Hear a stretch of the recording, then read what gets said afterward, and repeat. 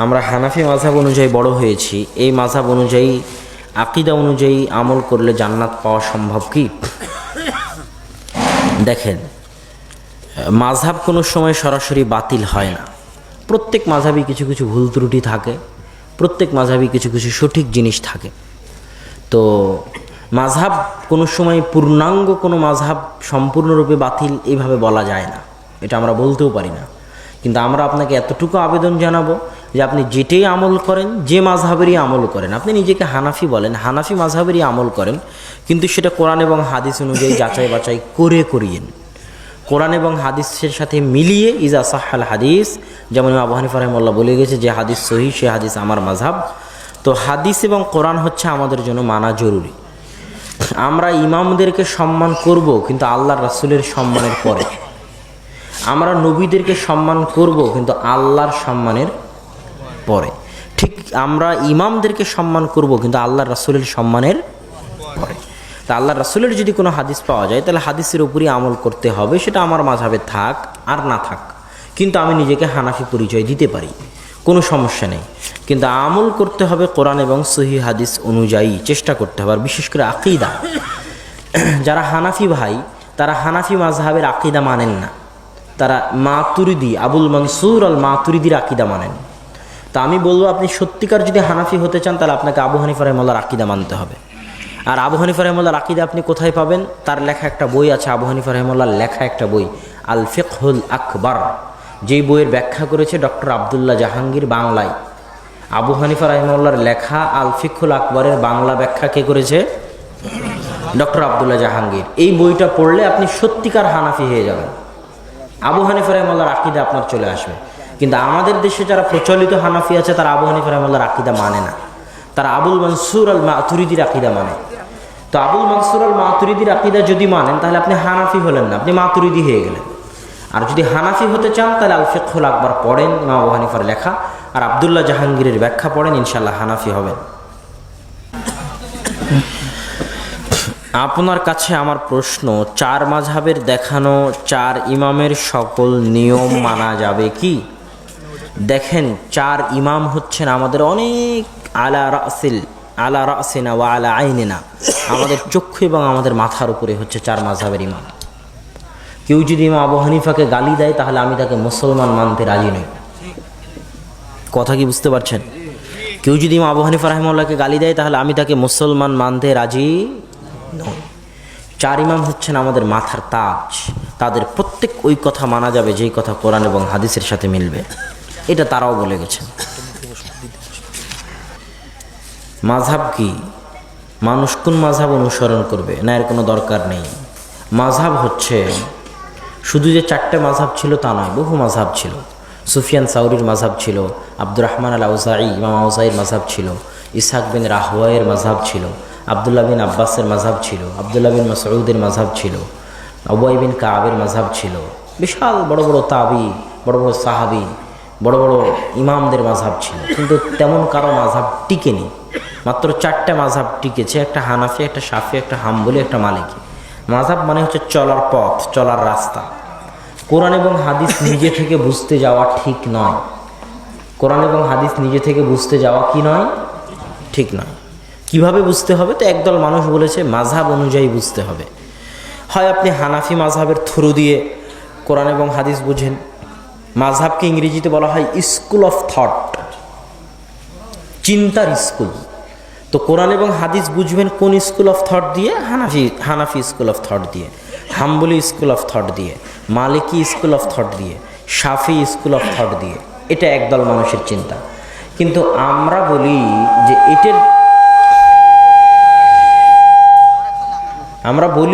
এটার চাইতেও ভালো, এটার চাইতেও উত্তম যে নির্দিষ্ট ইমামের চিন্তাধারা দিয়ে কোরআন হাদিস না বুঝে সকল ইমাম, সকল সালাফে সালেহিন, সকল তাবি, সকল সাহাবি, সকল মুহাদ্দিস, সকল আলেম, তাদের সকলের মতকে সামনে রেখে কোরআন হাদিস বোঝা হলো বেস্ট, সবচেয়ে ভালো।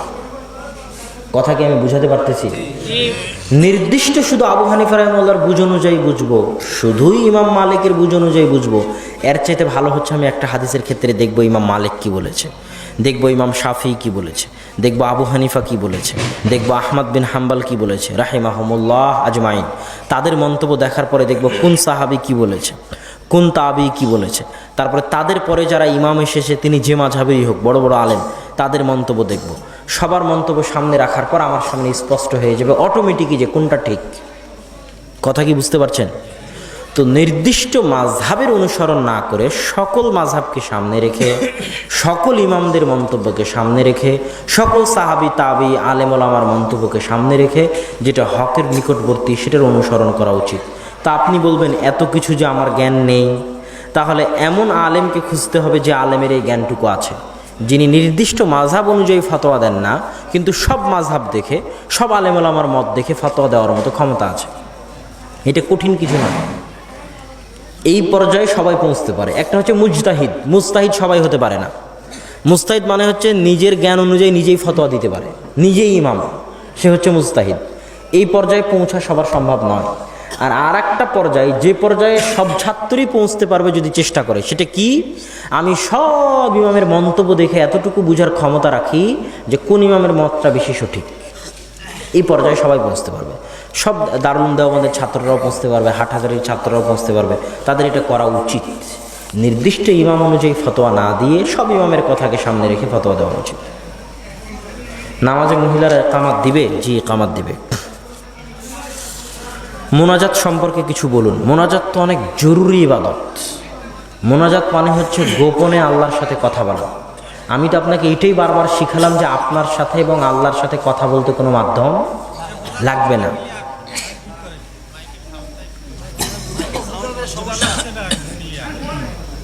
যারা দায়িত্বে আছে তাদের দৃষ্টি আকর্ষণ করছি যে মাইকের আওয়াজ ক্লিয়ার নয়, তাদেরকে মাইকের আওয়াজ ক্লিয়ার করার জন্য অনুরোধ জানাচ্ছি। তারপরের কথা যে মোনাজাত হচ্ছে জরুরি ইবাদত। মোনাজাত আল্লাহর দরবারে করতেই হবে, মোনাজাত করে আল্লাহর নিকটে চাইতেই হবে। যে মোনাজাত করে না, যে আল্লাহর নিকটে দোয়া করে না, যে আল্লাহর নিকটে চায় না, আল্লাহ তার উপর রাগান্বিত হন। এমনকি কারো যদি জুতার ফিতা হারিয়ে যায় তবুও যেন সে মোনাজাত করে সেটা আল্লাহর কাছে চায়। এটা আল্লাহ রাসূলের নির্দেশ। চাইতে চাইতে চাইতে মোনাজাত করতে করতে করতে করতে এই পর্যায়ে চলে এসেছে আল্লাহ রাসূল যে জুতার ফিতা হারিয়ে গেলেও মোনাজাত করে চাইতে হবে। তাহলে মোনাজাত কি জরুরি না জরুরি নয়? জরুরি। তবে মোনাজাত হতে হবে আল্লাহ রাসূলের পদ্ধতি অনুযায়ী। একসাথে 5 ওয়াক্ত সালাতের পরে একত্রে হাত তুলে মোনাজাত করতে হবে, এটা আল্লাহ রাসূলের পক্ষ থেকে প্রমাণ পাওয়া যায় না, আর পাওয়া যাওয়াও সম্ভব নয়। কেন সম্ভব নয় সেটা আপনাকে বলি, যে আসমানের নিচে জমিনের বুকে মোনাজাত করার সবচেয়ে বড় মাধ্যম হচ্ছে সালাত। মোনাজাত করার সবচেয়ে বড় মাধ্যম কি? সালাত। সারা যখন বিপদে পড়ল, জালেম বাদশাহ যখন সারার দিকে এগিয়ে আসলো, তখন তিনি মোনাজাত করার জন্য কি করলেন? সালাতে দাঁড়িয়ে গেলেন। আল্লাহ রাসূল যখনই বিপদে পড়তেন তখনই মোনাজাত করার জন্য কিসে দাঁড়িয়ে যেতেন? সালাতে দাঁড়িয়ে যেতেন। কেননা সালাতের চাইতে আল্লাহর নিকটে নিকটবর্তী হওয়া, সিজদার চাইতে আল্লাহর নিকটে নিকটবর্তী হয়ে মোনাজাত করার কোনো মাধ্যম আসমানের নিচে জমিনের উপরে নাই। এই জন্য সালাত শব্দের শাব্দিক অর্থ হচ্ছে দোয়া, মানে সালাত শব্দের শাব্দিক অর্থ হচ্ছে মোনাজাত। সালাত শব্দের শাব্দিক অর্থ কি? মোনাজাত। সালাত শব্দের শাব্দিক অর্থ হচ্ছে দোয়া। সালাতটাই দোয়া। পুরো সালাতের শুরু থেকে শেষ পর্যন্ত সবই দোয়া। আপনি অনুবাদ জানেন না তাই। আপনি 2 সিজদার মাঝে কি পড়েন অনুবাদ পড়ে দেখেন, আপনি সূরা ফাতিহায় কি পড়েন অনুবাদ পড়ে দেখেন, সালাম ফিরানোর আগে কি পড়েন অনুবাদ পড়ে দেখেন, সবই দোয়া। আর আল্লাহ রাসূল বলছে সিজদায় গিয়ে কোরআনের আয়াত বাদ দিয়ে সব দোয়া করো, আর সালাম ফিরানোর আগে কোরআনের আয়াত সহ যত দোয়া জানো সব দোয়া করো। কেননা এটাই হচ্ছে মোনাজাতের সবচেয়ে উত্তম জায়গা। আসসালামু আলাইকুম বলে যখন সালাত শেষ হয়ে গেল, মানে মোনাজাত শেষ হয়ে গেল। কি শেষ হয়ে গেল? মোনাজাত শেষ হয়ে গেল। এটা আমার চ্যালেঞ্জ থাকলো যে সালাত আসসালামু আলাইকুম বলে শেষ হয়ে গেল, মানে কি শেষ হয়ে গেল? মোনাজাত শেষ হয়ে গেল। এটা আমার চ্যালেঞ্জ থাকলো হায়াত পর্যন্ত, যে আসমানের নিচে জমিনের উপরে মোনাজাতের জন্য সালাতের চাইতে বড় মাধ্যম আল্লাহর দেন নেই। সালাত শেষ, মোনাজাত শেষ। এখন সালাতের পরে বুখারী খুলেন, মুসলিম খুলেন, আবু দাউদ, নাসাই, তিরমিজি, ইবনে মাজাহ, যে সালাম ফেরানোর পরে কি করতে হয় দেখবেন জিকির, আজকার, তাসবিহ, তাহলিল, নাস, ফালাক, ইখলাস, আয়াতুল কুরসি, আলহামদুলিল্লাহ, লা ইলাহা ইল্লাল্লাহ, সুবহানাল্লাহ, আল্লাহু আকবার। এটা হলো সালাতের পরের কাজ। তো যখন ওখানে একটা বেদাত ঢুকলো, একসাথে হাত তুলে দোয়া করার বেদাত, তখন সমাজ থেকে দুইটা সুন্নাত বিদায় নিল। কয়টা সুন্নাত? এক, সমাজের মানুষ ভুলে গেল যে সালাত হচ্ছে মোনাজাত করার সবচেয়ে বড় মাধ্যম। এই জিনিসটা মানুষ ভুলে গেল যে দোয়া কোথায় করতে হয়, সালাতের মধ্যে করতে হয়, এটা মানুষ ভুলে গেল। আর আরেকটা সুন্নাত কি উঠে গেল, সেটা হচ্ছে সালামের পরে যে জিকির, আজকার, তাসবিহ, তাহলিল করতে হয়, এটাও মানুষ ভুলে গেল।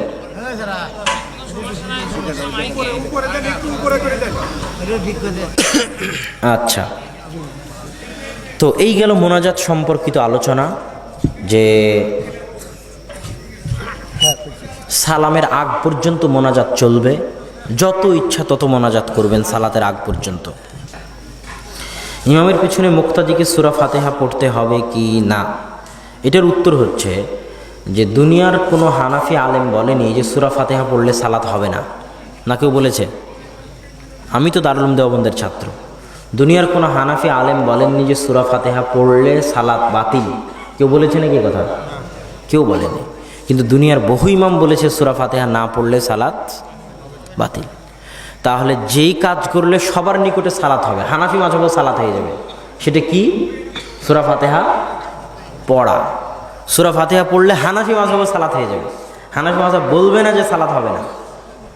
তো সূরা ফাতিহা পড়লে হানাফি মাযহাবে সালাত হয়ে গেল, অন্যদের নিকটও সালাত হয়ে গেল। আর যদি না পড়েন, তাহলে হানাফি মাযহাবে সালাত হলেও অনেক ইমাম এবং অনেক মাযহাব বলবে যে সালাত আপনার হয়নি। এত কঠিন প্রশ্ন। পালিত সন্তান এনে দাবি করা, পিতামাতা দাবি করা, বাস্তবে পিতামাতা তো আর কেউ হতে পারে না। আমরা অনেক সময় পারিবারিক জীবনের রাগের বশবর্তী হয়ে স্ত্রীকে তালাক দিই। এক বৈঠকে 3 তালাক দিলে 1 তালাকই হবে। কেন? ইসলামে পরিবার বিচ্ছেদ কোনো খেলতামাশার জিনিস নয়। স্ত্রীকে আলাদা করতে চাইলে কমসে কম 3 মাস সময় নিতে হবে। প্রথম মাসে স্ত্রী হায়েজ থেকে পবিত্র হলে চিন্তা ভাবনা করে 1 তালাক দিতে হবে। দ্বিতীয় মাসে স্ত্রী হায়েজ থেকে পবিত্র হলে চিন্তা ভাবনা করে 2য় তালাক দিতে হবে। এইভাবে কমসে কম 3 মাস সময় নিয়ে স্ত্রীকে তালাক দিতে হবে। এক বৈঠকে ঝটপট রাগের মাথায় 3 তালাক দিয়ে পরিবারকে নষ্ট করে দিবেন, এমন ঠুনকো ধর্ম ইসলাম নয়। 3 তালাক দিলে 1 তালাকই হবে। কাদিয়ানি কাফের, অবশ্যই কাদিয়ানিরা কাফের। যারা কাদিয়ানিকে কাফের মনে করে না, তারাও কাফের। মহিলারা বাড়ি বাড়ি গিয়ে দিনের দাওয়াতি কাজ করতেছে। মহিলারা দাওয়াতি কাজের জন্য সফর করতে পাবে না। দাওয়াতি কাজের মূল জিম্মেদার হচ্ছে পুরুষদের হাতে। মহিলাদের মূল জিম্মেদারি হচ্ছে ঘর সামলানো, সংসার দেখা। তবে মহিলারা নিজ বাড়িতে আশেপাশের 2-1 বাড়ি মিলে এক বাড়িতে একত্রিত হয়ে কোরআন এবং হাদিস শিখতে পারে, কিন্তু সফর করতে পারবে না।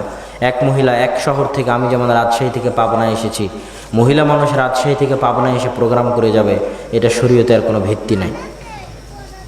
বর্তমানে জেহাদের হুকুম কি? অনেক কঠিন কঠিন প্রশ্ন।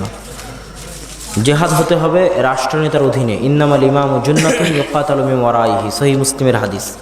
রাষ্ট্রনেতা হচ্ছে ঢাল, তার পিছনে থেকে যুদ্ধ করতে হয়। ইসলামের ইতিহাসে কোনোদিন মুসলমানদের বিজয় আসেনি রাষ্ট্রনেতার অধীনে যুদ্ধ ছাড়া। যখন ফিলিস্তিন দখল করে নেয় ক্রুসেডাররা, তখন সালাহুদ্দিন আইয়ুবীর মতো রাষ্ট্রনেতার মাধ্যমেই জেহাদ করে জয় করা লেগেছে। যখন তাতারেরা, চেঙ্গিস খান, হালাকু খানরা যখন বাগদাদ ধ্বংস করে দিল, তখন জাহির বেরবেজ খানের মতো রাষ্ট্রনেতার অধীনে থেকেই যুদ্ধ করে জয়লাভ করতে হয়েছে। রাষ্ট্রনেতার অধীনে যুদ্ধ করেই জয়লাভ হয়, এটাই ঠিক। এই জন্য আল্লাহ কোরআনে বলেছে সুলতানান নাসিরা, তোমরা সাহায্যকারী রাষ্ট্রনেতা চাও।